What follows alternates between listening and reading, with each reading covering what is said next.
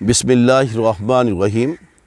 میت کو قبر میں اتارتے وقت کی دعا حضرت ابن عمر رضی اللہ تعالی عنہما سے روایت ہے کہ رسول اللہ صلی اللہ علیہ وآلہ وسلم جب میت کو قبر میں اتارتے تو یہ پڑھتے: بسم اللہ و باللہ و علی ملت رسول اللہ۔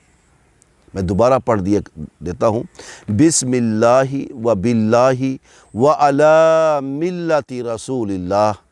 اللہ کا نام لے کر، اللہ کے نام کے ساتھ رسول اللہ صلی اللہ علیہ وآلہ وسلم کے طریق پر اتارتا ہوں۔